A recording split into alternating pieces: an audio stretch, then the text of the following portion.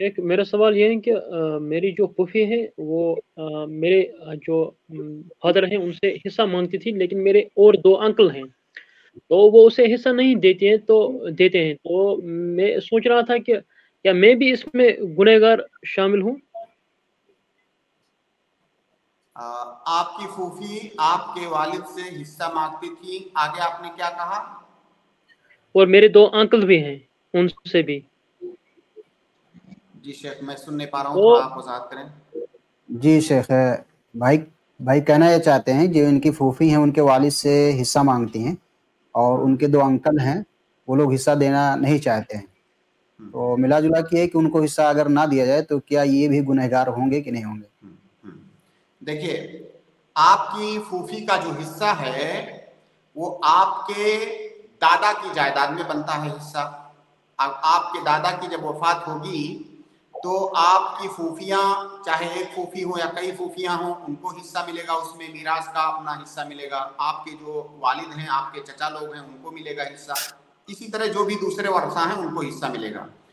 तो आपकी जो फूफी का हिस्सा है वो आपके दादा की जायदाद में बनता है और उनकी जायदाद को आपस में तकसीम करने की जिम्मेदारी उनके वरसा की है।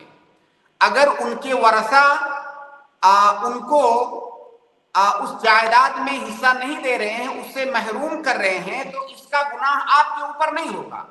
हाँ, अगर आप उनका साथ दे रहे हैं, जैसे आप अपने चचा लोगों का साथ दें कि भी हाँ ठीक है, फूफी को हिस्सा नहीं देना है, मत दीजिए, उनको उभारे या उनका साथ दें, तो फिर आप गुनहगार होंगे।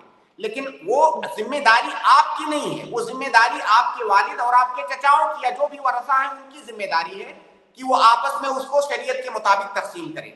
तो अगर वो ऐसा नहीं करते हैं तो उसका गुनाह उन लोगों के ऊपर होगा, आपके ऊपर नहीं।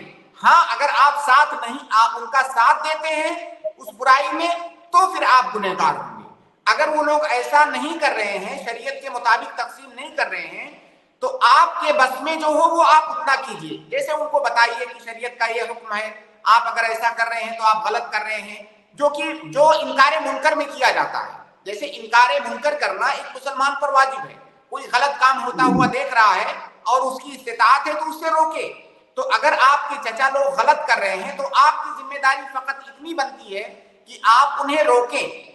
उसके बाद भी अगर आपकी इस्तिताअत से बाहर है, वो लोग ज्यादती करते हैं, हिस्सा नहीं देते हैं, तो वो जिम्मेदारी उनकी है, वो उसके मसूल होंगे, उसका गुनाह आपके ऊपर नहीं होगा।